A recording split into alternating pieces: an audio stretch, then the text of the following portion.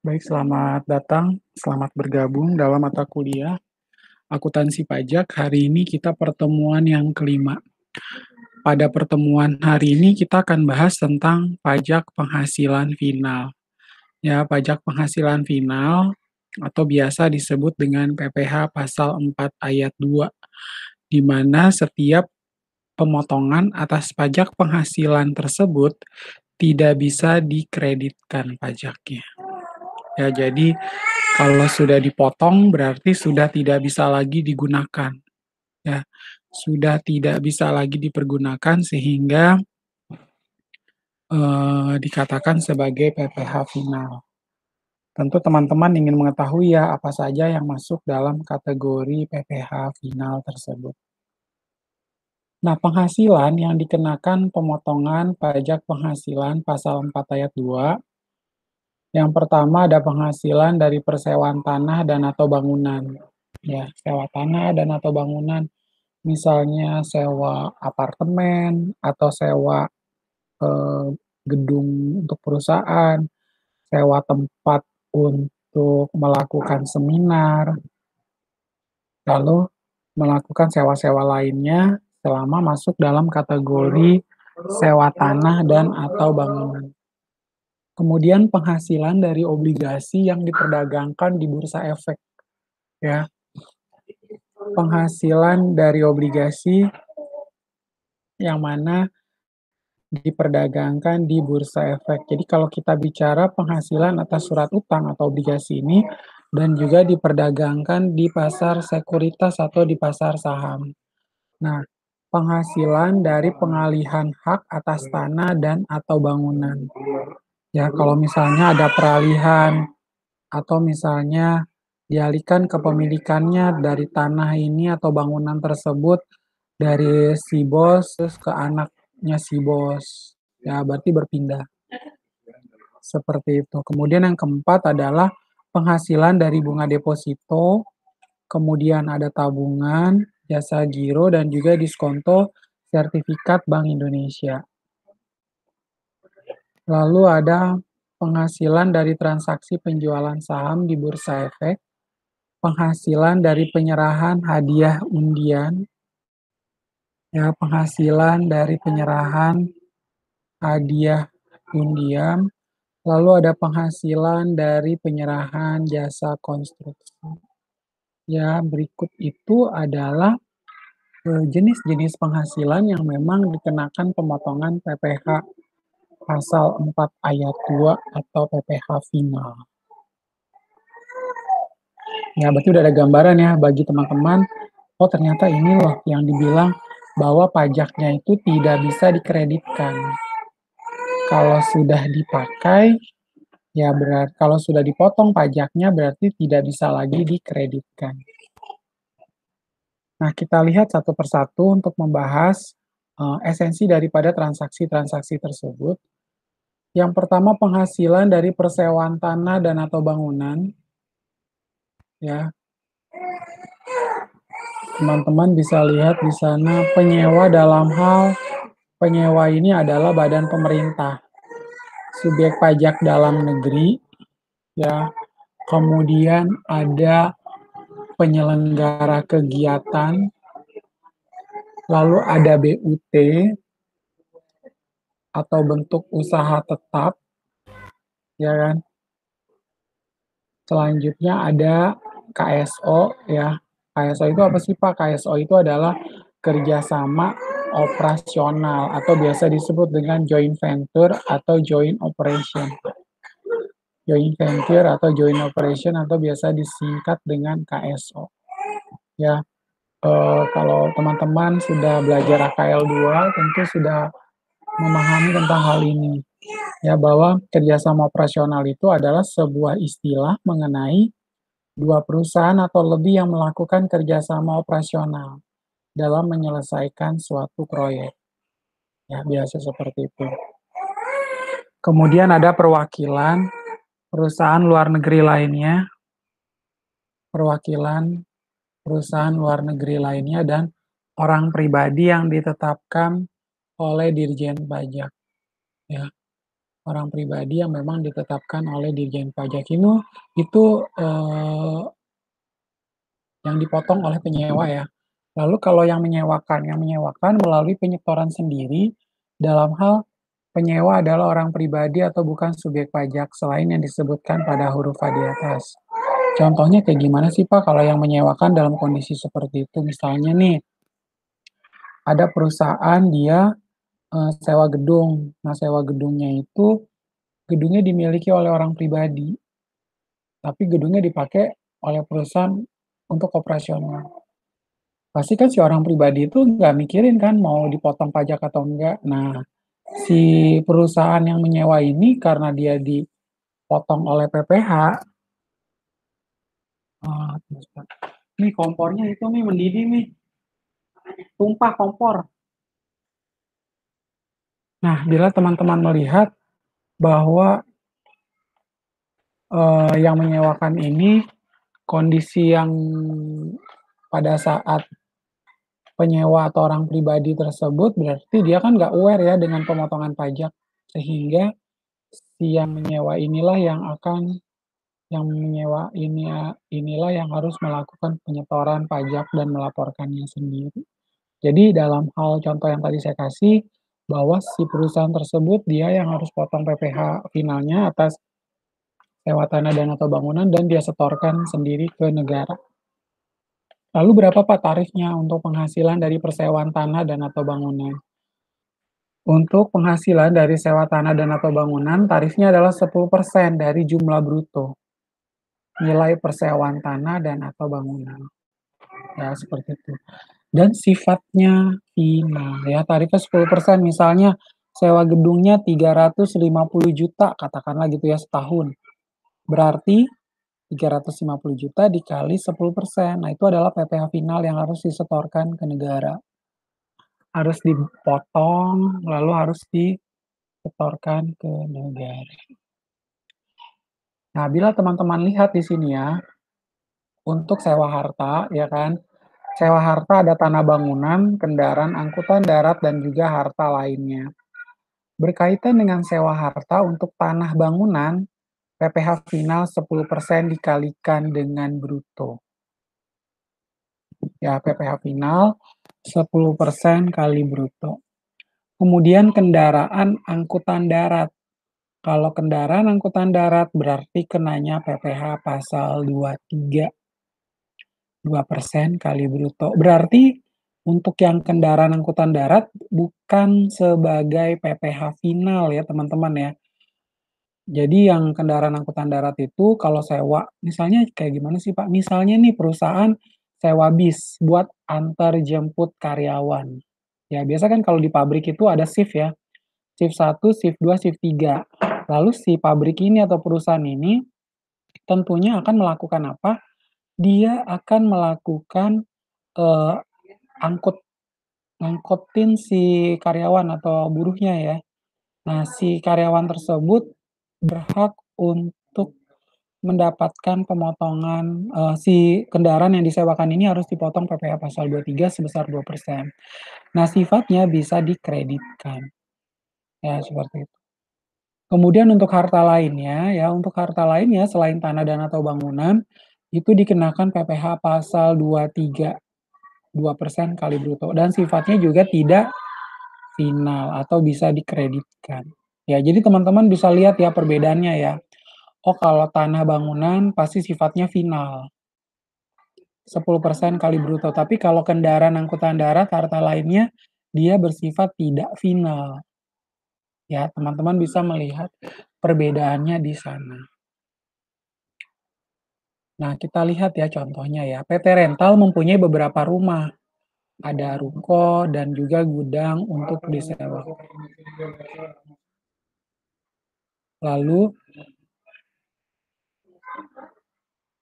di bulan April ini dibuat kontrak baru perjanjian sewa-menyewa antara PT Rental dengan dua penyewa, yaitu PT Adil Sejahtera yang menyewa gudang dengan nilai sewa 95 juta dan Tuan Gendut yang menyewa salah satu rumah dengan nilai sewa sebesar 30 juta.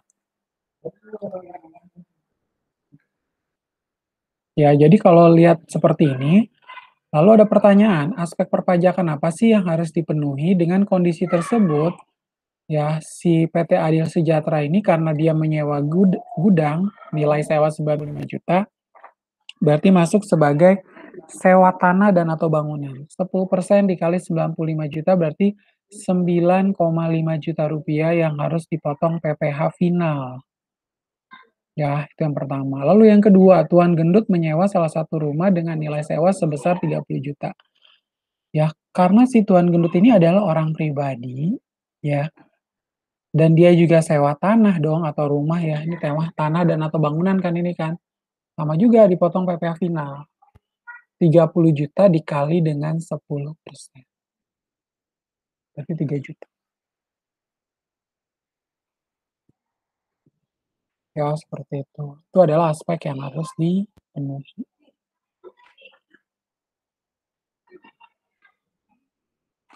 Nah, atas transaksi sewa menyewa tersebut, PT Adil Sejahtera harus memotong PPh final.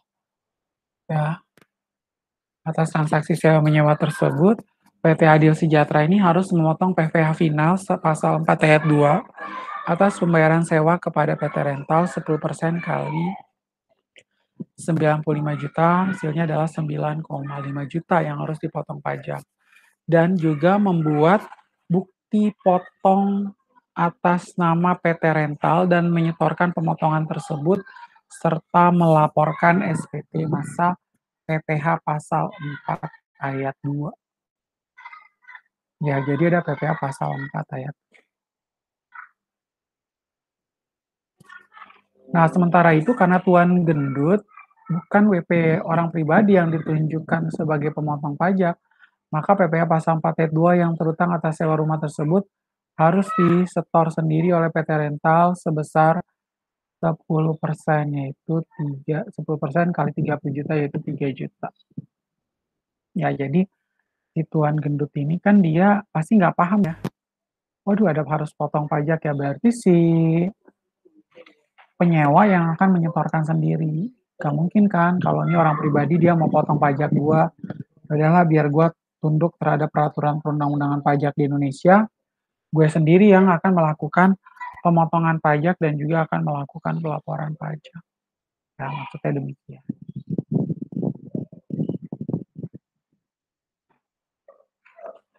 Nah, selanjutnya adalah penghasilan dari pengalihan hak atas tanah dan atau bangunan.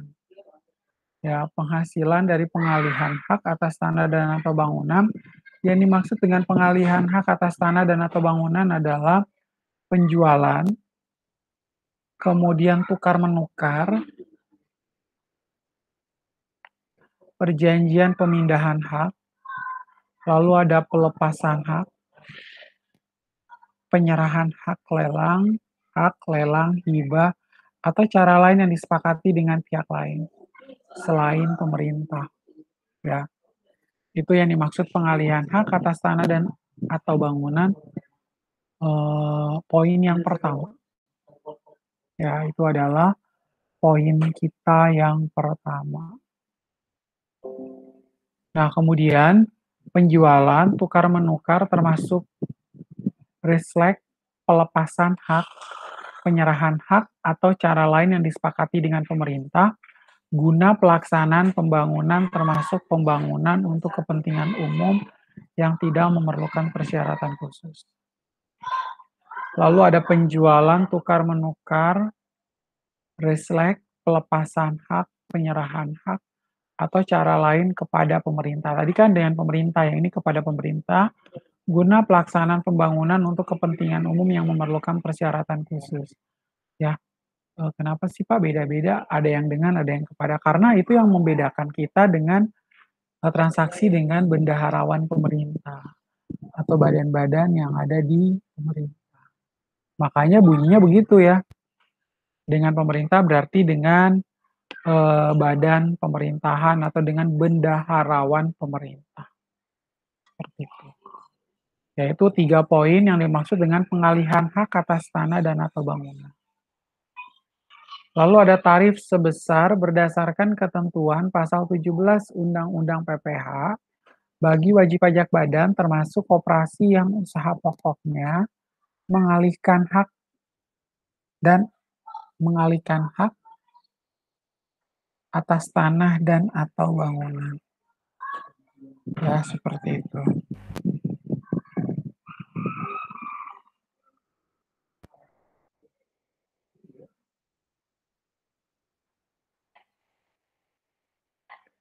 Nah, saya ingin menyampaikan sedikit berkaitan dengan tarif PPh badan ya, sesuai dengan Perpu 1 tahun 2020, pemerintah itu telah menurunkan tarif pajak penghasilan badan.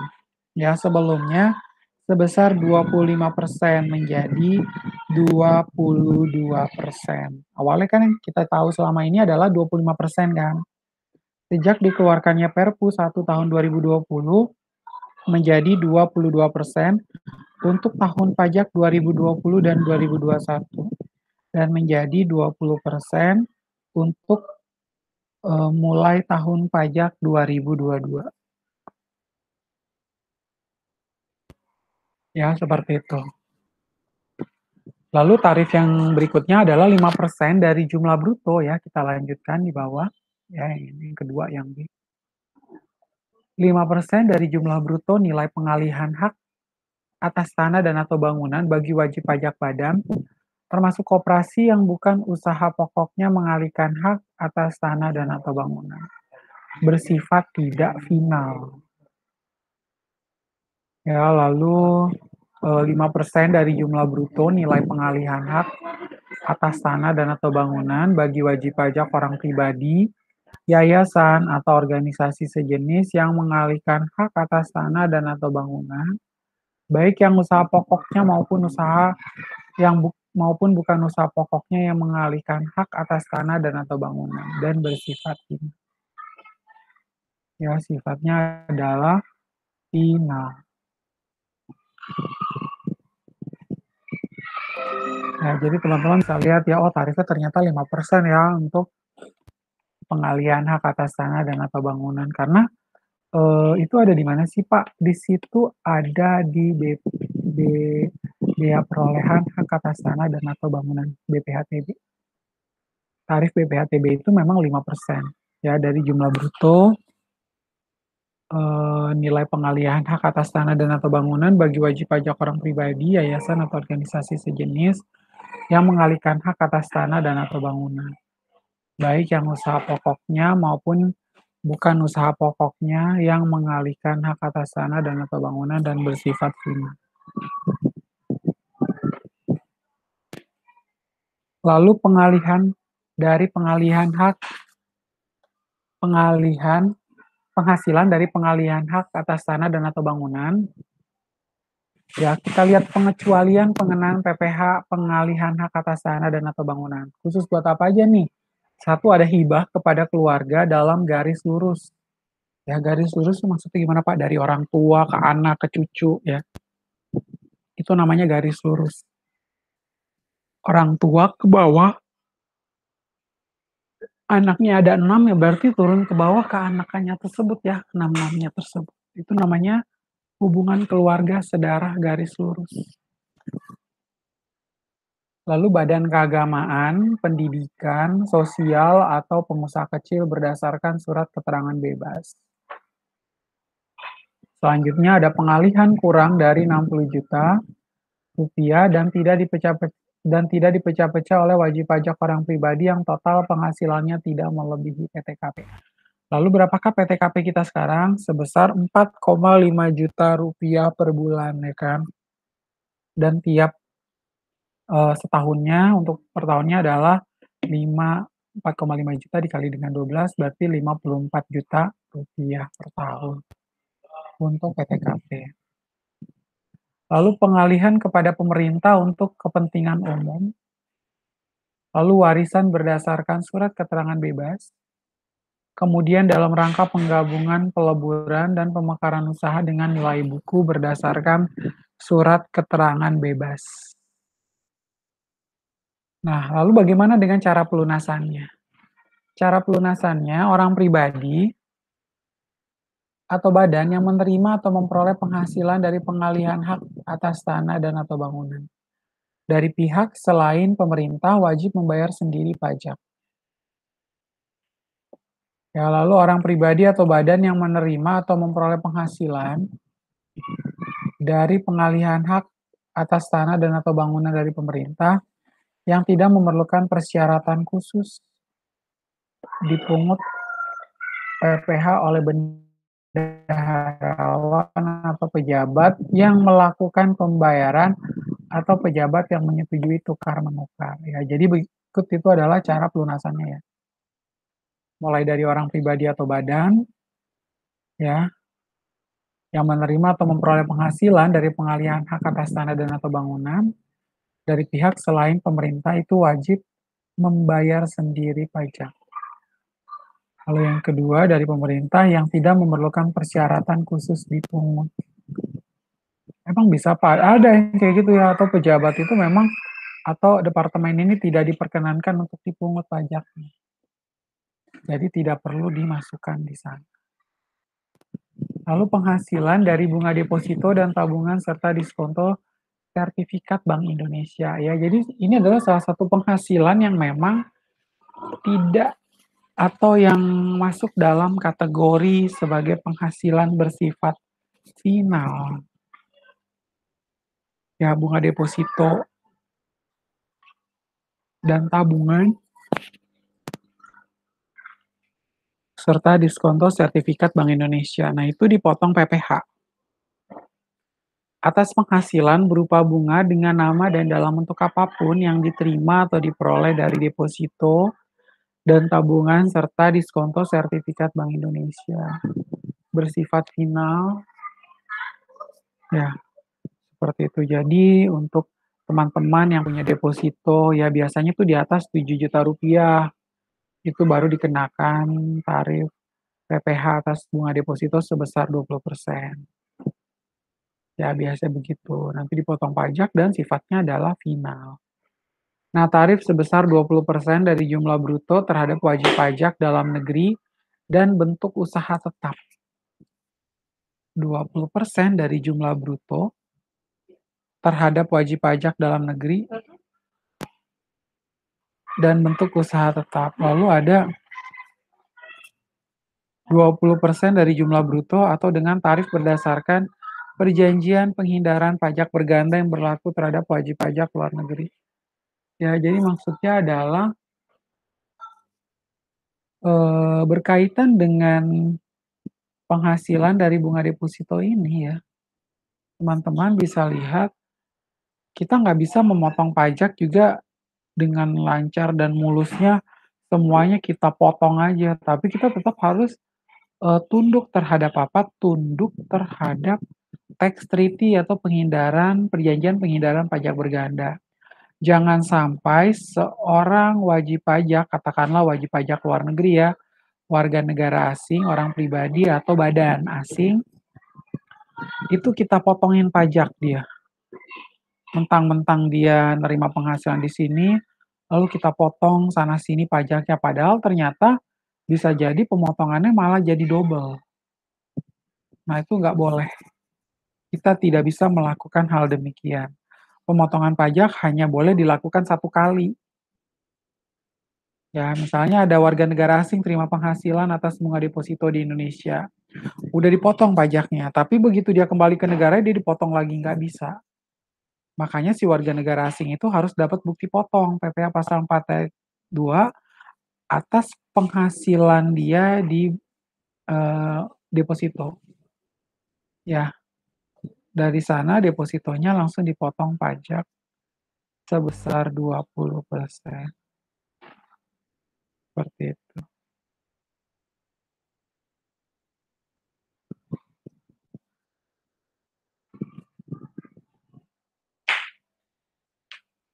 Nah, kemudian penghasilan dari bunga deposito dan tabungan serta diskonto sertifikat Bank Indonesia ya yang dikecualikan dari pemotongan PPh atas penghasilan berupa bunga deposito dan tabungan serta diskonto sertifikat Bank Indonesia terhadap bunga deposito dan tabungan serta diskonto sertifikat Bank Indonesia sepanjang jumlah deposito dan tabungan serta SBI tersebut tidak melebihi 7,5 juta ya. Tadi saya bilang 7 juta, sorry ya. Yang benar adalah 7,5 juta. Jadi kalau misalnya nggak lebih dari 7,5 juta, dia nggak boleh dipotong PPh final ya, pajak atas deposito nggak boleh. Dia harus dikecualikan. Lalu yang kedua, bunga dan diskonto yang diterima atau diperoleh bank ya. Bunga dan diskonto yang diterima atau diperoleh bank yang didirikan di Indonesia atau cabang bank luar negeri di Indonesia. Lalu ada bunga deposito dan tabungan serta diskonto sertifikat Bank Indonesia yang diterima atau diperoleh dana pensiun, yang pendiriannya telah disahkan oleh Menteri Keuangan, sepanjang dananya diperoleh dari sumber pendapatan sebagaimana dimaksud dalam pasal 29 Undang-Undang Nomor 11 Tahun 92 tentang dana pensiun.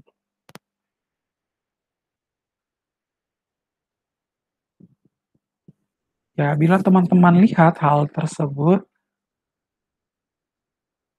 kita bisa melihat bahwa untuk bunga deposito, tabungan, serta diskonto sertifikat Bank Indonesia ini memang juga selama diterima atau diperoleh dana pensiun yang pendiriannya telah disahkan oleh MK, Menteri Keuangan, sepanjang dananya diperoleh dari sumber pendapatan, sebagaimana dimaksud dalam Pasal 29 Undang-Undang Nomor 11 Tahun 92 tentang dana pensiun.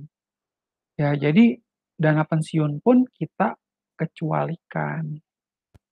Lalu yang berikut, poin yang keempat yang dikecualikan adalah bunga tabungan pada bank yang ditunjuk oleh pemerintah dalam rangka pemilikan rumah sederhana dan sangat sederhana, kapling siap bangun untuk rumah sederhana, dan sangat sederhana atau rumah susun sederhana sesuai dengan ketentuan yang berlaku untuk dihuni sendiri. Ya, ini pun harus dikecualikan ya. Karena kenapa? Ya, kasihan aja kalau masyarakat udah beli rumah nih, udah sederhana, sangat-sangat sederhana ya kan. Kondisinya kan berarti udah sangat memprihatinkan. Habis itu kita kenain lagi pajak. Kan kita nggak boleh seperti itu kan. Mengenakan pajak itu pada saat kapan, kalau misalnya dia sudah masuk dalam poin-poin yang dikecualikan, tentunya tidak boleh dimasukkan sebagai PPh final. Nah, selanjutnya kita lihat di sini ya, Ahmad memiliki simpanan di bank berupa deposito sebesar 7 juta rupiah dengan bunga 12% per tahun. Berapa bunga yang diterima Ahmad setiap bulannya? Ya, berarti kita tinggal kalikan 12% dikali dengan 7 juta. Kira-kira berapakah bunga tersebut? Ya, 7 juta dikali dengan 0,12. Terus dibagi 12. Setiap bulannya dia terima bunganya adalah 70.000.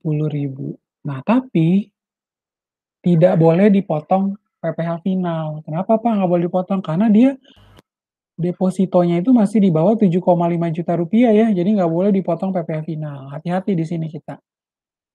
Kemudian yang berikut, Sadam memiliki simpanan di bank deposito 14 juta dengan bunga 12% per tahun. Berarti 14 juta kita kali dengan 0,12 itu 1.680 ya. Nah, 1.680 ini kita langsung kali 80%. 1.344.000, 1.344.000 kita bagi 12. Berarti dia per bulan bunga yang dia terima adalah 112.000 ya setelah dipotong PPh final atas bunga deposito. Karena si Sadam ini punya deposito itu di atas 7,5 juta, berarti harus dikenakan pajak atas deposito tersebut. Ya, jadi ini juga bisa dijadikan sebagai alat ya oleh siapa? Oleh eh, bisa juga dijadikan alat oleh wajib pajak supaya dia nggak mau dikenain pajak, ya dia pakai ini.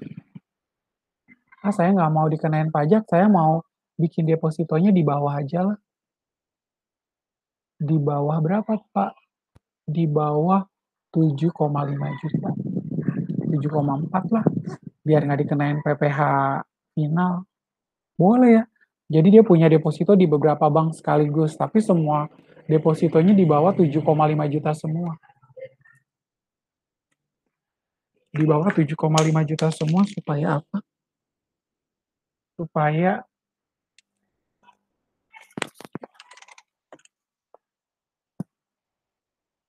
di bawah 7,5 juta semua supaya tidak dikenakan PPh final. Ya, jadi ini yang saya bilang perencanaan pajak. Perencanaan pajak itu bisa dengan berbagai cara ya. Salah satunya adalah kita melihat hal-hal yang dianggap masih sesuai dengan undang-undang pajak. Satu itu dia sesuai dengan undang-undang pajak dong. Dan yang kedua adalah kita tidak menyalahi aturan pajak yang ada di Indonesia. Kita bagi-bagi aja. Oh ini kalau di Indonesia saya berarti gunakan yang ini supaya saya nggak dikenakan pajak. Lalu saya bisa split penghasilan saya bisa split deposito saya ke beberapa bank supaya tidak dikenakan PPh final. Ya itu bagus ya. Justru kita berpikir secara cerdik ya ibaratnya ya. Supaya tidak dikenakan pajak, bukannya licik, tapi cerdik kalau menurut saya ini. Nah, teman-teman bisa melihat di situ ya, oh kalau itu langsung dibagi 30/365. Atas simpanan, Tuan Ahmad mendapat bunga setiap bulannya sebesar 7 juta dikali 12% dikali 30/365. Ya, kalau tadi saya langsung dibagi 12. Ya, tapi ini juga cara ini bisa digunakan ya. Coba kita uji dulu. 7 juta dikali 0,12 dikali 30 dibagi 365 sama dengan 69.041. Lalu karena jumlah simpanan deposito Tuan Ahmad kurang dari 7,5 juta rupiah, maka atas bunga dari deposito Tuan Ahmad tersebut tidak dipotong pajak. Betul ya tadi ya penjelasannya ya.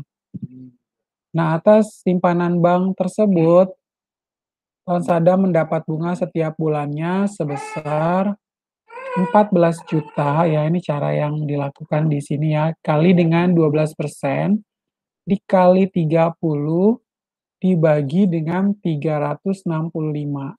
Itu diperoleh Rp138.082,19171. Karena jumlah simpanan deposito Tuan Sadam melebihi 7,5 juta, ya, yang tadi saya bilang, maka atas bunga dari deposito Tuan Sadam tersebut dipotong pajak. Sebesar berapa? Sebesar 20%. Sehingga 0,2 dikali dengan 138.000 ya, sama dengan 27.600. Sehingga total bunga deposito yang diterima Sadam setiap bulannya adalah 138.000 dikurangi dengan 27.600 ya, itu adalah pajak finalnya. Sebesar deposito yang diterima oleh Sadam sebesar Rp110.400. Itu adalah deposito yang diperoleh oleh Sadam sebesar 110.400. Jadi teman-teman bisa lihat ya, oh kalau penghasilan di atas 7,5 juta pasti dipotong pajak final. Tapi kalau penghasilan di bawah 7,5 juta, dia pasti nggak dipotong pajak final. Ya, seperti itu. Nah, kemudian kita lanjutkan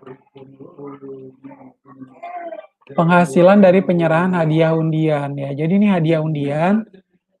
Hadiah undian adalah hadiah dengan nama dan dalam bentuk apapun yang diterima atau diperoleh wajib pajak yang pemberiannya melalui cara undian ya. Jadi kalau teman-teman nih dapat hadiah undian berupa Pak, saya dapat hadiah Pak berupa handphone atau berupa kendaraan. Nah, itu harus dipotong pajak PPh final ya. tarifnya tuh 25%. Atau misalnya ada atlet misalnya SEA Games dilakukan di Indonesia, terus atlet ini dapat hadiah, hadiahnya barang di Indonesia, atau dia dapat uang tunai. Nah, atas uang tunai tersebut, si atlet ini harus dipotong pajak atas undian karena dia menerima hadiahnya tersebut di negara Indonesia, berarti harus dipotong PPh 25%. Ya. Jadi teman-teman bisa lihat ya di sini ya. Hadiah dengan nama dan dalam bentuk apapun yang diterima atau diperoleh wajib pajak yang pemberiannya melalui cara undian. Ya, lalu tarif sebesar 25% dari jumlah penghasilan bruto adalah hadiah undian. Ya, seperti itu. Nah, dikecualikan dari pemotongan pajak penghasilan dari penyerahan hadiah undian adalah hadiah langsung dalam penjualan. Ya. Dari pemotongan pajak penghasilan dari penyerahan hadiah undian adalah hadiah langsung dalam penjualan barang atau jasa sepanjang diberikan kepada semua pembeli atau konsumen akhir tanpa diundi. Ya, dan hadiah tersebut diterima langsung oleh konsumen akhir pada saat pembelian barang dan jasa. Ya, bila teman-teman lihat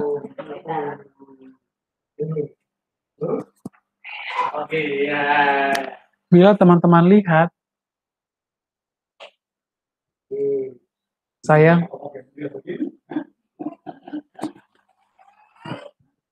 masih ada itunya.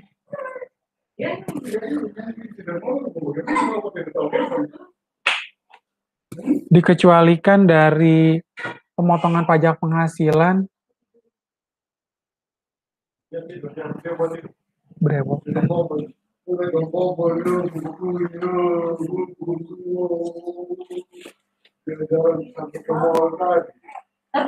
Dikecualikan dari pemotongan pajak penghasilan dari penyerahan hadiah undian adalah hadiah langsung dalam penjualan barang atau jasa sepanjang diberikan kepada semua pembeli atau konsumen akhir tanpa diundi dan hadiah tersebut diterima langsung oleh konsumen akhir pada saat pembelian barang dan jasa.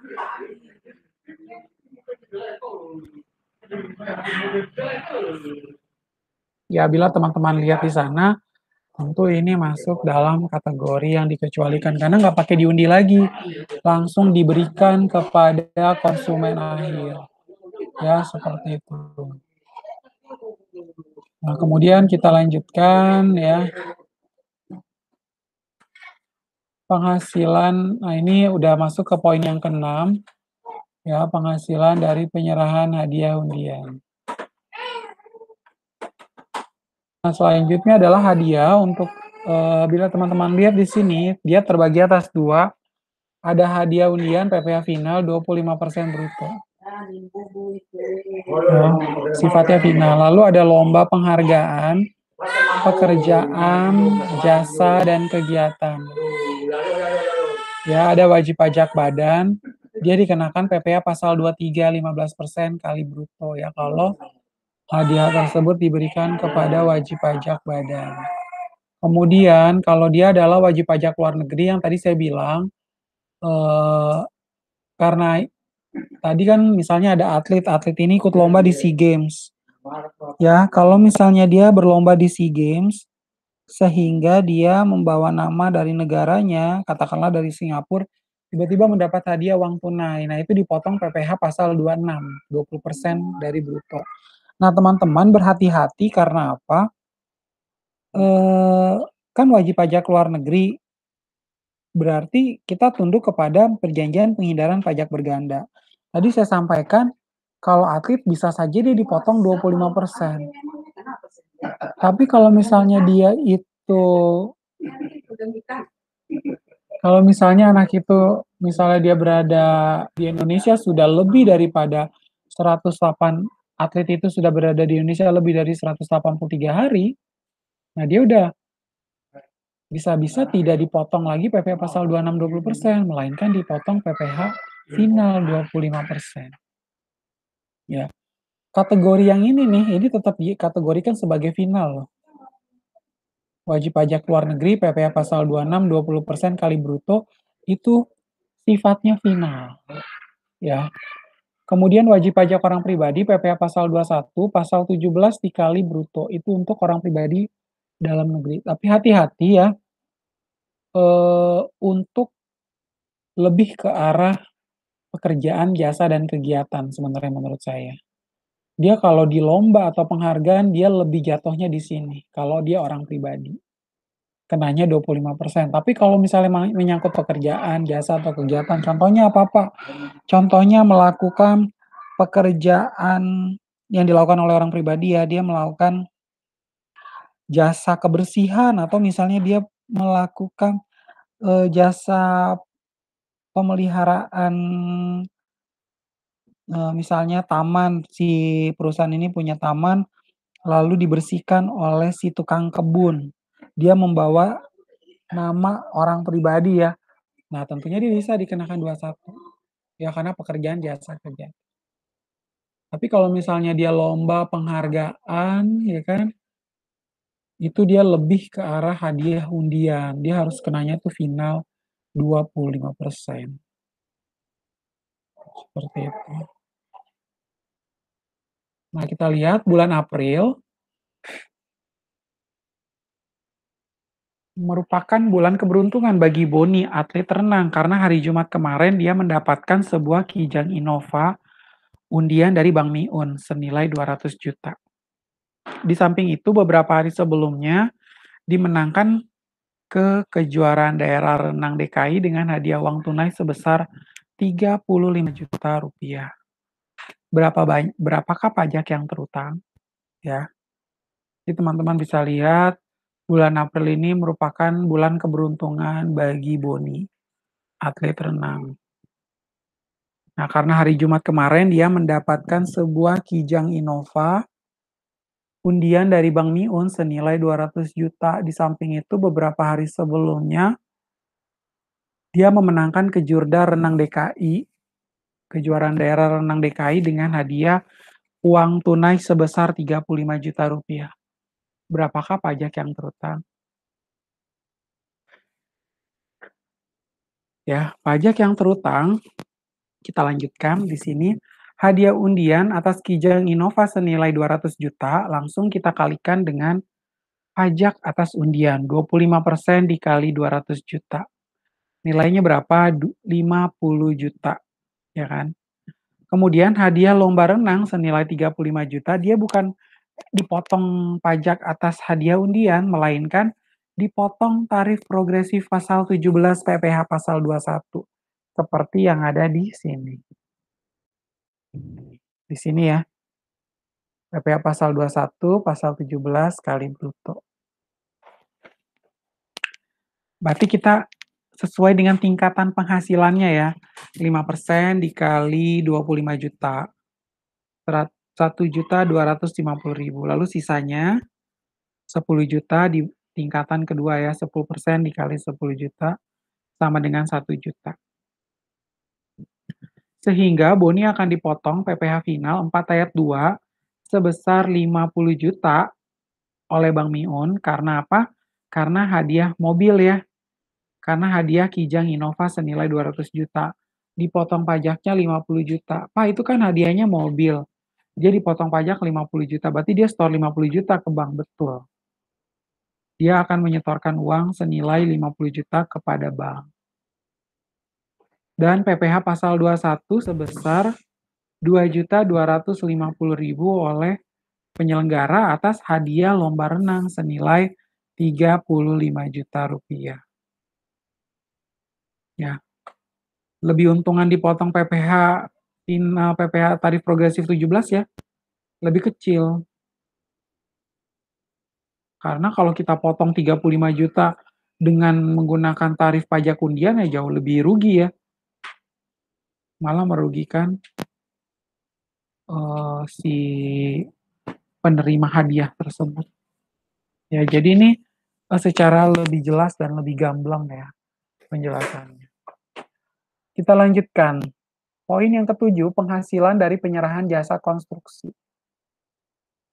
Ya, untuk penghasilan dari penyerahan atas jasa konstruksi tersebut,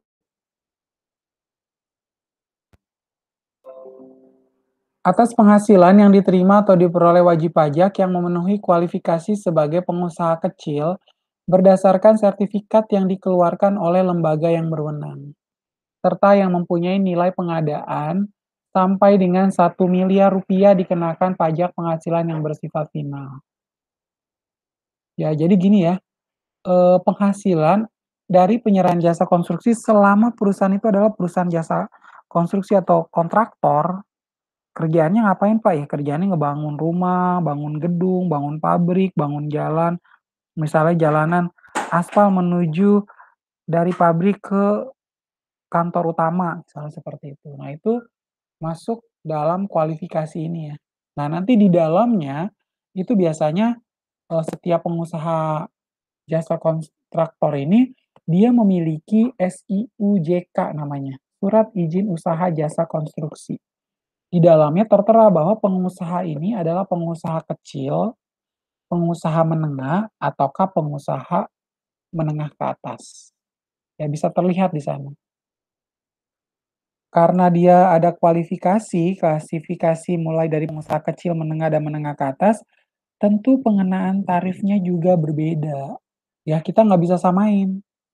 Kok dia pengusaha kecil tarifnya segitu, kok dia pengusaha besar tarifnya segini.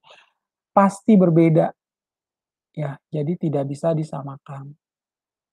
Kalau pengusaha kecil tarifnya lebih kecil, pengusaha menengah, menengah ke atas pasti jauh lebih besar ya. Dan sifatnya pajak penghasilan yang akan dipotong itu bersifat final. Ya. Dan nilai pengadaannya itu sampai dengan 1 miliar untuk yang pengusaha kecil. Berarti Pak kalau yang di atas 1 miliar bukan lagi dikategorikan sebagai pengusaha kecil, pasti dia pengusaha menengah ke atas, menengah atau menengah ke atas. Maaf. Kemudian tarif sebesar 4% dari jumlah bruto yang diterima wajib pajak penyedia jasa perencanaan konstruksi. Kemudian 2% dari jumlah bruto yang diterima wajib pajak penyedia jasa pelaksanaan jasa konstruksi. Tadi 4%, itu untuk perencanaan jasa konstruksi. Ingat ya, yang 4% bruto atas perencanaan jasa konstruksi. 2% dari jumlah bruto yang diterima wajib pajak penyedia jasa pelaksanaan konstruksi. Yang 4% dari jumlah bruto yang diterima wajib pajak penyedia jasa pengawasan konstruksi. Ya, terlihat jelas bahwa perencanaan itu 4%, pelaksanaan itu 2%, pengawasan konstruksi itu 4%. Ya, jadi ada perbedaan. Nah, PPh atas penghasilan dari usaha jasa konstruksi. Ya, PPh atas penghasilan dari usaha jasa konstruksi. Kita lihat ya di sini dasar hukum sebenarnya yang paling utama digunakan itu banyak perusahaan menggunakan PP 51 tahun 2008. Lalu ada lagi diperbarui pelengkapnya ya, itu ada di PP nomor 40 tahun 2009. Ya, untuk pajak penghasilan atas penghasilan usaha jasa konstruksi dasar hukumnya di Peraturan Pemerintah Nomor 51 2008 dan Peraturan Pemerintah Nomor 40 Tahun 2009. Nah, itu berlaku per 1 Januari 2008. Ya, berlakunya per 1 Januari 2008. PP tersebut memang berlaku per 1 Januari 2008. Nah, kita lihat pengertian-pengertian dalam usaha jasa konstruksi beda-beda ya. Tadi saya aja bilang ada perencanaan, ada pelaksanaan, ada pengawasan. Definisinya pun pasti berbeda. Ya, kita nggak bisa menyamakan semuanya. Pasti dia sudah memiliki definisinya masing-masing. Nah, jasa konstruksi adalah layanan jasa konsultasi perencanaan pekerjaan konstruksi, layanan jasa pelaksanaan pekerjaan konstruksi, dan layanan jasa konsultasi pengawasan konstruksi. Ya, jadi yang namanya pembuatan hotel, pembuatan mall, pembuatan apartemen, gedung, atau misalnya pengembangan yang dilakukan oleh developer pada saat membangun unit-unit rumah yang baru di satu kawasan tertentu. Nah, itu masuk dalam kategori ini. Ya, mereka menyediakan jasa konstruksi. Jadi jasanya itu final dan dia tidak bisa disambungkan atau digabungkan dengan PPh pasal 23 jasa. Yang berapa kali saya gembar-gemborkan ya, PPh pasal 23 itu dia pasti belanja jasa, tapi belanja jasanya itu di luar daripada jasa konstruksi, dia nggak masuk dari dalam sini. Ya, kalau tadi ada jasa konstruksi, berarti ada pekerjaan konstruksi. Pekerjaan konstruksi apalagi, Pak? Pekerjaan konstruksi adalah keseluruhan atau sebagian rangkaian kegiatan perencanaan dan atau pelaksanaan beserta pengawasan yang mencakup pekerjaan arsitektural, sipil, mekanikal, elektrikal, dan tata lingkungan masing-masing beserta kelengkapannya untuk mewujudkan suatu bangunan atau bentuk fisik lain. Ya, tentunya teman-teman bisa melihat bahwa untuk pekerjaan konstruksi bisa terjadi ada keseluruhan atau sebagian rangkaian. Kegiatan perencanaan dan atau pelaksanaan beserta pengawasan yang mencakup pekerjaan arsitektural, sipil, mekanikal, dan elektrikal. Lalu ada perencanaan konstruksi adalah pemberian jasa. Perencanaan konstruksi adalah pemberian jasa oleh orang pribadi atau badan yang dinyatakan ahli yang profesional di bidang perencanaan jasa konstruksi yang mampu mewujudkan pekerjaan dalam bentuk dokumen perencanaan bangunan fisik lain. Ya, untuk perencanaan konstruksi ini adalah pemberian jasa oleh orang pribadi atau badan yang memang dikatakan ahli yang profesional ya.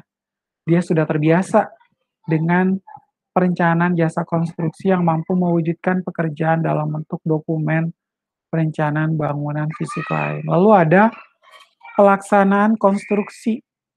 Ya, pelaksanaan konstruksi apalagi, Pak? Pelaksanaan konstruksi adalah pemberian jasa oleh orang pribadi atau badan yang dinyatakan ahli yang profesional di bidang pelaksanaan jasa konstruksi yang mampu menyelenggarakan kegiatannya untuk mewujudkan suatu hasil perencanaan menjadi bentuk bangunan atau bentuk fisik lain, termasuk di dalamnya pekerjaan konstruksi terintegrasi, yaitu penggabungan fungsi layanan dalam model penggabungan perencanaan, pengadaan, dan pembangunan.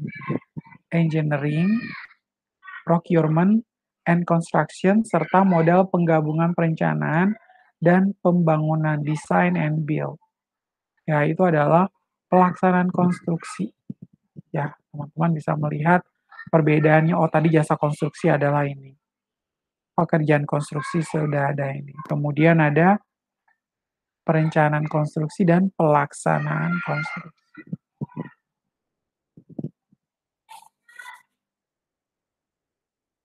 Lalu pengertian-pengertian ya.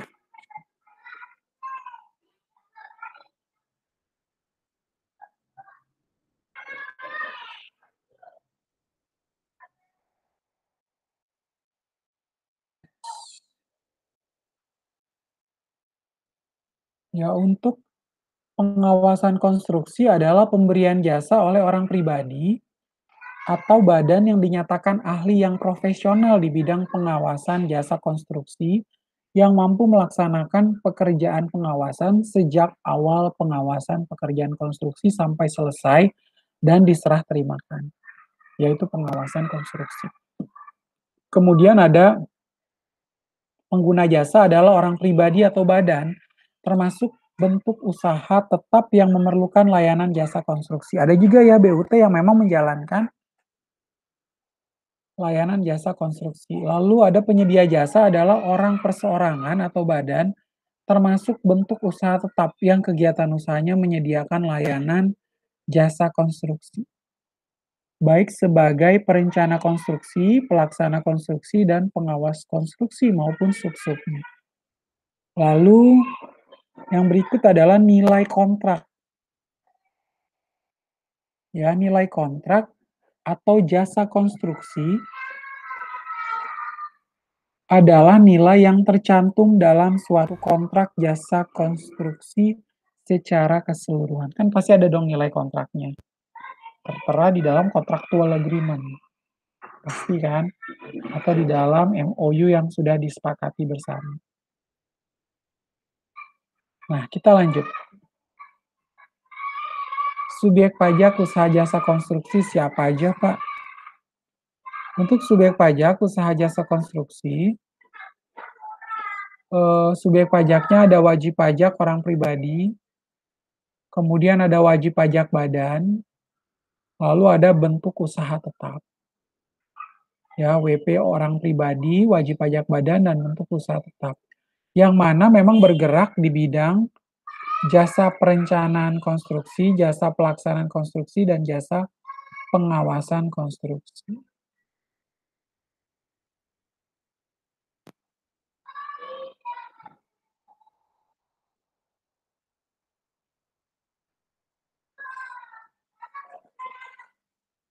Ya, sehingga teman-teman bisa lihat, oh ternyata bergeraknya bukan hanya di perencanaan, tapi dia juga bergerak di perencanaan, ada juga di pelaksanaan maupun di pengawasan konstruksi.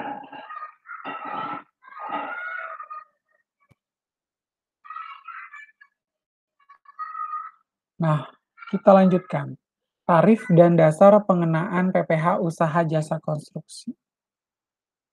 Ya, tarifnya juga pasti beda dong. Tadi kan saya bilang, mau pelaksanaan, perencanaan atau pengawasan, tambah lagi usahanya itu dia masuk usaha kecil, pengusaha kecil atau pengusaha menengah atau dia menengah ke atas. Ya. Tarif dan dasar pengenaan PPh usaha jasa konstruksi, bila teman-teman lihat di sana, imbalan jasa konstruksi.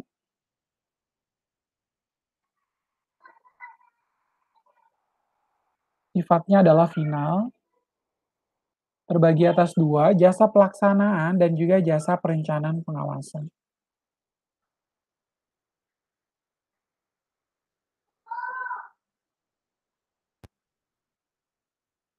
Ya, jasa pelaksanaan dan perencanaan pengawasan. Untuk jasa pelaksanaan yang memiliki kualifikasi usaha kecil, ya, dia pokoknya memiliki kualifikasi usaha kecil, jasa pelaksanaan tarifnya 2%. Langsung di-remind ya, langsung diingat ya. Maksudnya langsung direkam, di-record di alam bawah sadar kita. Oh, untuk jasa pelaksanaan, kualifikasi usaha kecil tarifnya 2%, sorry. Lalu jasa pelaksanaan yang tidak memiliki kualifikasi usaha. Emang bisa, Pak? Bisa. Berarti dia belum punya surat izin usaha jasa konstruksi, bisa bisa jadi ya. Dan dia belum memiliki kualifikasi usaha. Tarifnya adalah 4%. Lalu jasa pelaksanaan yang ketiga yang memiliki kualifikasi usaha menengah atau kualifikasi besar. Tarifnya adalah 3%. Kalau pelaksanaan yang usaha kecil 2%, tidak memiliki kualifikasi usaha itu 4%, yang memiliki kualifikasi usaha menengah atau kualifikasi besar adalah 3%. Lalu jasa perencanaan dan pengawasan yang memiliki kualifikasi usaha itu 4%, yang tidak memiliki kualifikasi usaha adalah 6%. Pak, ini saya harus hafal ya. Karena nanti teman-teman kalau misalnya bekerja di perusahaan konstruksi, teman-teman udah tahu ya. Nggak perlu lagi buka buku, nggak perlu lagi lihat materi yang sudah saya share. Karena teman-teman udah terbiasa, udah baca, oh saya udah tahu, kemarin saya waktu kuliah akuntansi pajak, saya udah dapat materi ini. Ya, jadinya untuk jasa pelaksanaan, usaha kecil 2%. Jasa pelaksanaan tidak memiliki kualifikasi usaha 4%. Jasa pelaksanaan yang memiliki kualifikasi usaha menengah atau kualifikasi besar itu 3%. Lalu jasa perencanaan dan pengawasan yang memiliki usaha 4%, yang tidak memiliki klasifikasi usaha adalah 6%.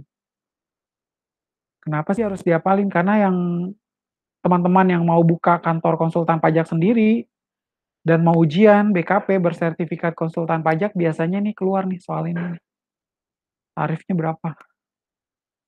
Nah itu harus sudah di luar kepala ya, jasa pelaksanaan, jasa perencanaan, dan pengawasan. Ya teman-teman bisa melihat untuk yang kualifikasi usaha kecil, menengah, tidak punya kualifikasi, atau misalnya dia tidak memiliki kualifikasi usaha untuk perencanaan pengawasan justru jauh lebih besar. Nah, dari jumlah pembayaran atau jumlah penerimaan yang merupakan bagian nilai kontrak tidak termasuk PPN. Ya, jadi maksudnya dasar pengenaan pajak atau bruto atau nilai kontrak, tapi dia exclude value added tax. Kita keluarkan PPN-nya. Itulah yang harus dikenakan PPh pasal 4 ayat 2 final terkait usaha jasa konstruksi. Nah, pelunasan PPh usaha jasa konstruksi pemberi hasil badan pemerintah, kemudian subjek pajak badan dalam negeri, lalu ada penyelenggara kegiatan, selanjutnya ada bentuk usaha tetap, kerjasama operasi atau tadi yang saya singkat KSO ya, lalu ada perwakilan perusahaan luar negeri lainnya, orang pribadi yang ditetapkan oleh Dirjen Pajak, yaitu pemberi hasilnya. Badan pemerintah, subjek pajak badan dalam negeri, dan seterusnya. Bahkan BUT pun masuk di sana. Lalu ada orang pribadi dan bukan subjek pajak. Ya, kalau bukan subjek pajak, berarti kalau kita transaksi dengan dia, ya mendingan sih perusahaan jasa konstruksi ini langsung potong sendiri 4 ayat 2, daripada nanti ke depan jadi masalah.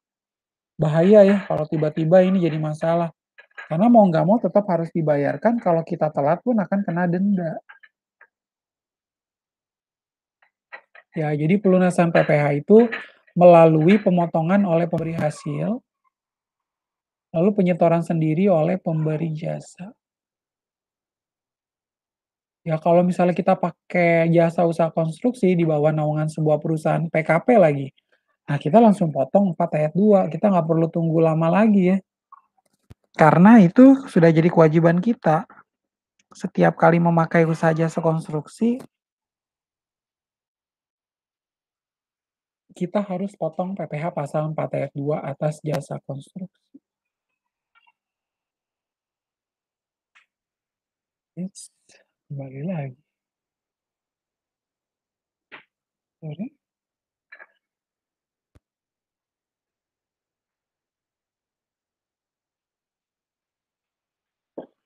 Nah, berikut ini adalah ketentuan khusus untuk bentuk usaha tetap penghasilan dari jasa konstruksi bersifat final. Ya, apalagi penghasilan dari jasa konstruksi yang bersifat final ini dihasilkan oleh bentuk usaha tetap atau ibaratnya kantor perwakilan yang didirikan di Indonesia. Ya, di mana kemarin saya jelaskan bahwa bentuk usaha tetap itu punya hak dan kewajiban yang sama dengan wajib pajak dalam negeri ya, karena dia sudah jadi BUT. Karena persoalannya walaupun dia ini adalah perusahaan asing, tapi tetap dia sudah mendirikan BUT di negara ini. Berarti dia sudah punya NPWP kan, NPWP BUT. Nah, itu pun dia berhak atas setiap hak-hak yang nantinya diperoleh oleh sebuah atau entitas perusahaan atau pengusaha kena pajak. Nah, laba atas BUT itu merupakan objek PPh pasal 26 atau tax treaty ya. Tarifnya berapa, Pak? 20%.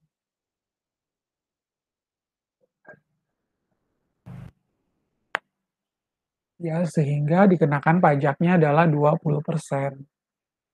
Nah, untuk BUT ini karena menyangkut ya usaha asing tadi ya, perusahaan asing yang memang ada di luar, sehingga masuk dalam objek PPh pasal 26 atau tax treaty. Nah, ketentuan khusus lainnya, teman-teman silakan perhatikan di slide berikut. Nilai kontrak jasa konstruksi, ya, ada nilai kontraknya ya. Biasanya kan sebelum kita adanya transaksi harus pakai nilai kontrak dong. Ada contractual agreement kan, ada perjanjian di depan. Ya, adanya perjanjian di depan. Kemudian, selisih kekurangan PPh atas penghasilan dari jasa konstruksi. Ya, selisih kekurangan pajak penghasilan atas penghasilan dari jasa konstruksi, lalu pajak yang terutang di luar negeri atas penghasilan dari luar negeri. Pajak yang terutang di luar negeri atas penghasilan dari luar negeri dan penghasilan-penghasilan lainnya. Nah, nilai kontrak jasa konstruksi tidak dibayar oleh penyedia jasa. Ya, kalau tidak dibayar oleh penyedia jasa tidak terutang PPh final. Sepanjang dicatat sebagai piutang yang tidak dapat ditagih dan telah dilakukan upaya sebagaimana diatur dalam pasal 6 ayat 1 huruf H Undang-Undang PPh. Ya, jadi nilai kontrak jasa konstruksi tidak dibayar oleh penyedia jasa tidak terutang PPh final.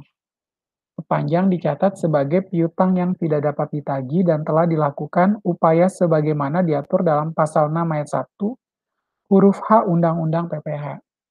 Lalu, selisih kekurangan PPh atas penghasilan dari jasa konstruksi, yaitu disetor sendiri oleh penyediaan jasa. Lalu ada pajak yang terutang di luar negeri atas penghasilan dari luar negeri, penghasilan lain yang diterima oleh penyediaan jasa. Ya, ada kredit pajak berdasarkan Undang-Undang PPh. Dikenakan tarif berdasarkan Undang-Undang PPh. Ya, kita lihat di sana ada catatan kaki, keuntungan atau selisih kurs dari kegiatan jasa, keuntungan atau selisih kurs dari kegiatan jasa konstruksi termasuk dalam perhitungan nilai kontrak jasa konstruksi yang dikenakan PPh yang bersifat final.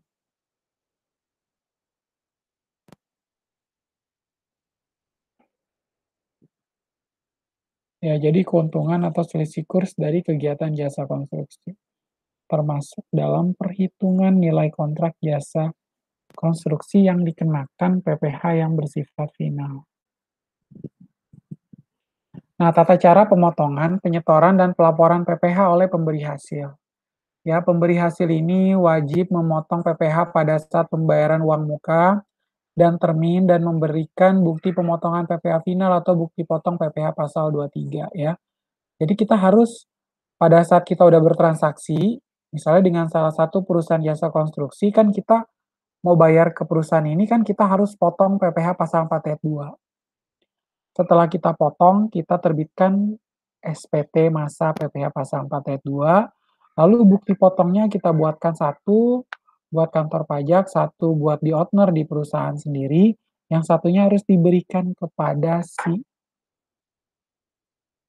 perusahaan jasa konstruksi. Kita harus kasih bukti potong PPh final.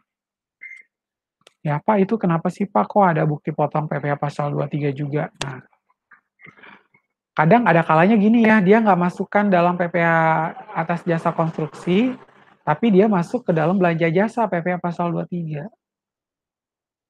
Karena di dalamnya itu lebih ke arah belanja jasa PPh 23 menurut PMK 141 2015 dan PMK 244 2008. Ya, dia nggak terlalu banyak kadar daripada usaha konstruksinya misalnya. Nah, itu kita bisa memilih. Makanya kita bisa menerbitkan bukti potong PPh pasal 23. Selanjutnya, menyetorkan yang telah dipotong dengan menggunakan surat setoran pajak, sekarang namanya e-billing pajak ya, pada bank persepsi atau kantor pos selambat-lambatnya tanggal 10 bulan berikutnya, ya pada tanggal 10 bulan berikutnya.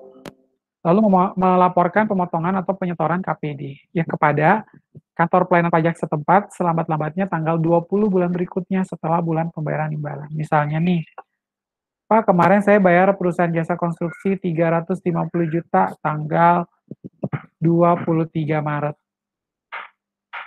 Ya kan? Tanggal 23 Maret berarti tanggal 10 April itu saya harus bayarin ke kas negara pajak tersebut. kita sebagai pengguna jasa konstruksi tersebut, kita yang potong ke perusahaan ini tanggal 23 Maret, tapi sudah kita potong PPh pasal 4 ayat 2. Nah, pajaknya tersebut harus disetorkan paling lambat tanggal 10 supaya nggak kena sanksi. Lalu tanggal 20 April itu kita harus laporkan SPT atas usaha jasa konstruksi. Selanjutnya melaporkan pemotongan penyetoran tadi kepada KPP sudah laporan pemotongan atau penyetoran PPh atas penghasilan dari usaha jasa konstruksi dengan dilampirkan lembar ketiga SSP atau lembar kedua bukti pemotongan. Jadi gini ya, dulu waktu kita pakai surat setoran pajak manual, tentunya kita harus melampirkan ini. Sekarang nggak perlu pakai e-billing pajak, kita fotokopi aja atau kita print 2 kali atau 3 kali. Jadi kita ada bukti ini untuk membayar billing pajaknya, ini m-bankingnya sudah dibayarkan, sudah disetorkan, atau saya sudah kemarin bayar Pak via bank persepsi atau kantor pos, silahkan dilampirkan. Tapi untuk surat setoran pajaknya sendiri kita sudah lakukan secara online. Nggak perlu lagi menghabiskan atau menggunakan kertas administrasi yang bertele-tele, kertasnya juga boros, ya nggak? Masa surat setoran pajak ada 5 lembar, kan ngerepotin.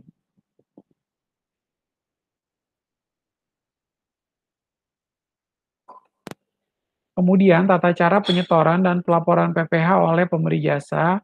Kewajiban pemberi jasa menyetor sendiri PPh terutang ke bank persepsi atau kantor pos dengan SSP selambat-lambatnya tanggal 15 bulan berikutnya. Ya, jadi kewajiban pemberi jasa ini menyetor sendiri PPh terutang ke bank persepsi atau kantor pos dengan SSP selambat-lambatnya tanggal 15 bulan berikutnya ya. Jadi jangan sampai lewat. Lalu melaporkan penyetoran ke KPP selambat-lambatnya tanggal 20 ya. Menyetorkan apa Pak? Laporannya ya. Kalau bayar kan tanggal 10. Sebenarnya 10 jangan 15 ya. Baru lapornya adalah tanggal 20. Nah, laporan bulanan PPh bagi wajib pajak yang bergerak di bidang usaha jasa konstruksi. Makanya kita dilampirkan dengan e-billing pajak aja yang sudah kita fotokopi atau kita print 2 atau 3 lembar.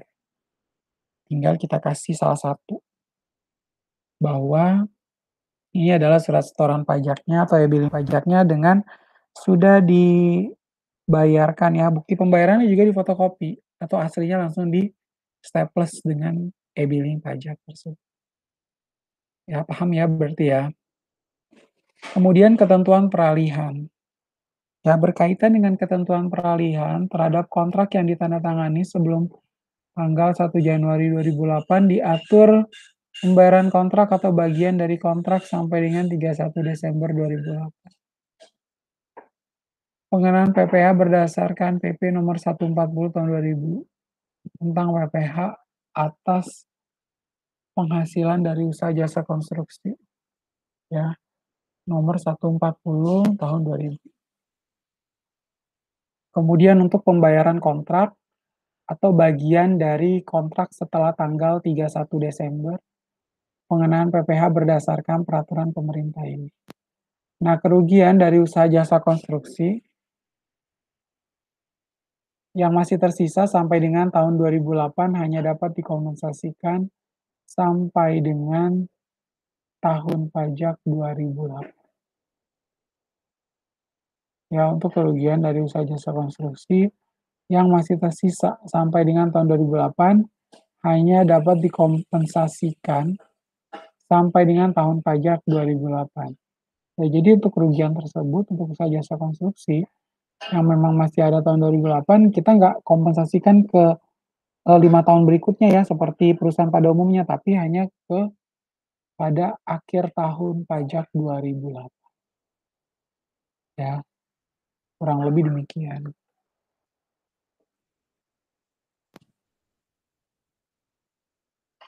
Nah, bila kita lihat di sana, PT Makmur sedang melakukan pekerjaan renovasi pabrik di kawasan industri Bekasi. Nilai pengadaan sebesar 800 juta. Proyek tersebut dikerjakan oleh PT Bangun saja perusahaan yang memiliki kualifikasi usaha kecil. Sementara perencanaan dan pengawasan dikerjakan oleh perusahaan lain. Berapakah PPh terutang yang harus dipotong oleh PT Makmur atas pembayaran kepada PT Bangun saja? Ya, dengan demikian yang harus teman-teman lakukan, karena usaha kecil tarifnya tadi berapa? 2% ya? 2% dikali dengan 800 juta adalah 16 juta rupiah. PPh yang harus dipotong oleh PT Makmur atas pembayaran kepada PT Bangun Jaya. Ya, kalau teman-teman lihat di sini, berkaitan dengan hal tersebut, yang memiliki kualifikasi usaha kecil adalah 2%. Pelaksanaan perencanaan pengawasannya dilakukan oleh orang lain.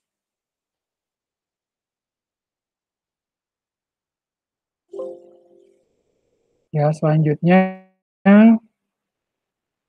kita lihat, ya berarti tadi untuk kasus ini benar ya, kita akan melakukan penghitungan 2% dikali dengan 800 juta untuk, karena dia masuk si PT Bangun ini adalah usaha kecil, sehingga besarnya PPh finalnya adalah 16 juta rupiah.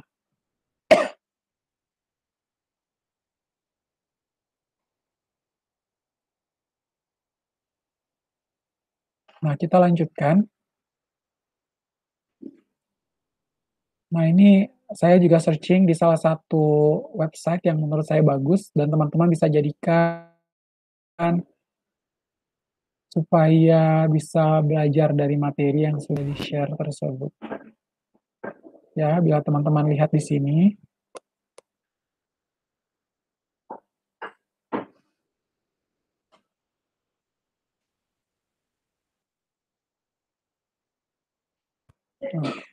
kemudian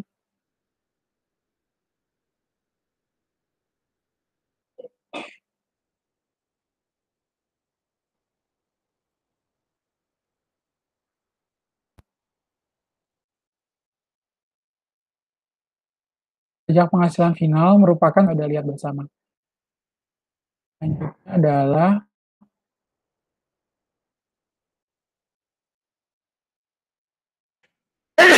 sorry.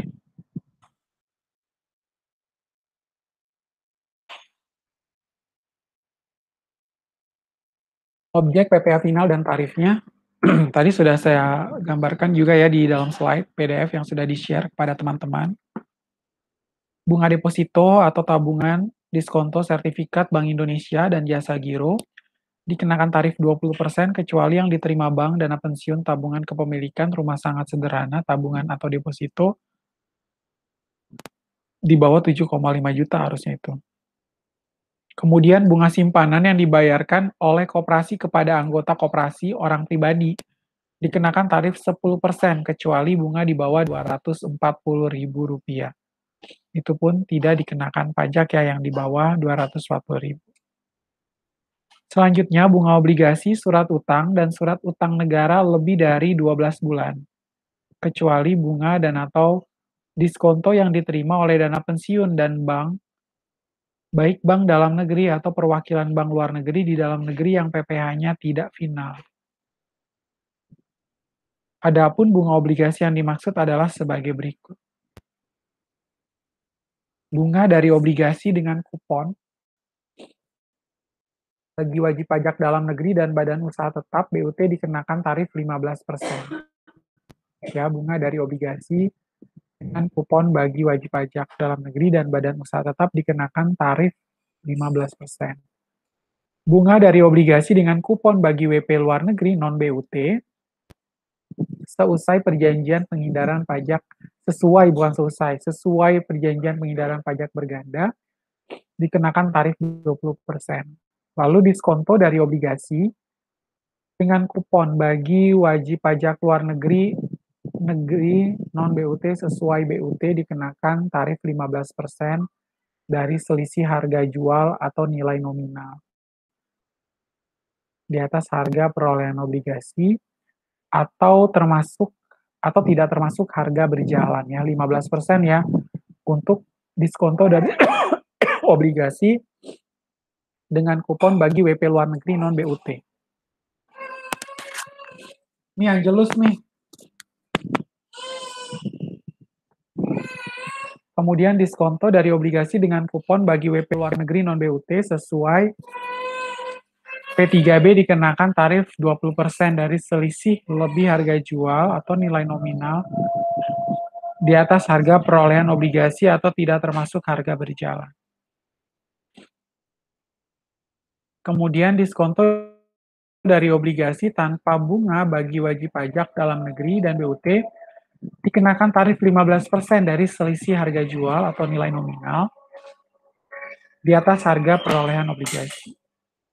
Lalu ada diskonto dari obligasi tanpa bunga bagi WP luar negeri non-BUT sesuai P3B dikenakan tarif 20% dari selisih harga jual atau nilai nominal di atas harga perolehan obligasi. Lalu diskonto dari obligasi tanpa bunga bagi wajib pajak luar negeri non-BUT sesuai P3B dikenakan tarif 20%, selisih lebih harga jual atau nilai nominal di atas harga perolehan obligasi.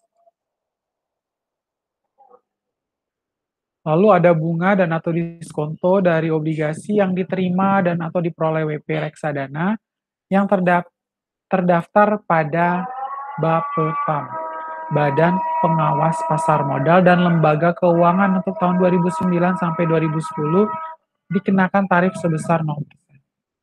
Lalu ada bunga dan atau diskonto dari obligasi yang diterima dan atau diperoleh wajib pajak dikenakan tarif 5%. Lalu bunga dan atau diskonto dari obligasi yang diterima dan atau diperoleh wajib pajak reksadana yang terdaftar pada Badan Pengawas Pasar Modal dan Lembaga Keuangan untuk tahun 2014 dan seterusnya dikenakan tarif PPh 15. Tarif 15. Lalu dividen yang diterima atau diperoleh WP orang pribadi dalam negeri dikenakan tarif 10%. Ya, kalau orang pribadi dalam negeri itu 10%. Hadiah undian 25%, tadi sudah saya sampaikan. Transaksi derivatif berupa kontrak berjangka yang diperdagangkan di bursa dikenakan tarif 2,5% dari margin awal. Lalu transaksi penjualan saham pendiri dikenakan tarif 0,5%. Transaksi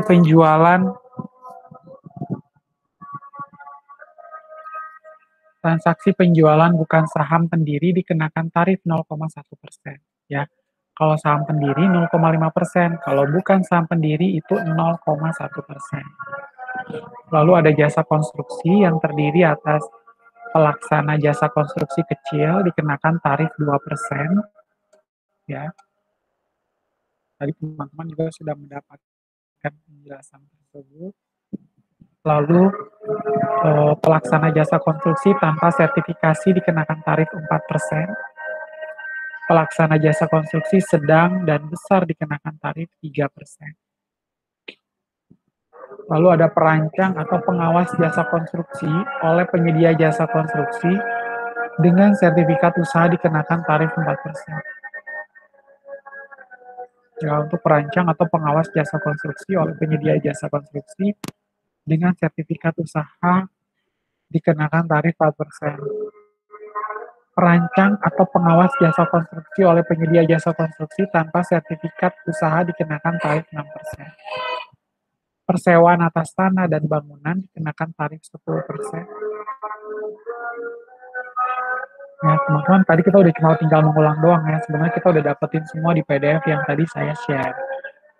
Lalu wajib pajak yang melakukan pengalihan hak atas tanah dan atau bangunan dikenakan tarif 5%. Kecuali pengalihan oleh WP orang pribadi yang berpenghasilan di bawah PTKP dengan nilai pengalihan kurang dari 60 juta rupiah.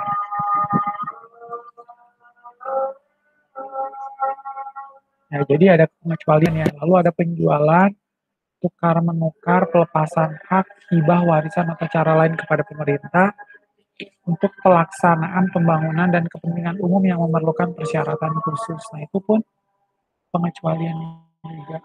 Lalu pengalihan rumah sederhana dan rumah susun sederhana oleh WP yang usaha pokoknya melakukan pengalihan hak atas tanah dan atau bangunan dikenakan tarif 1%.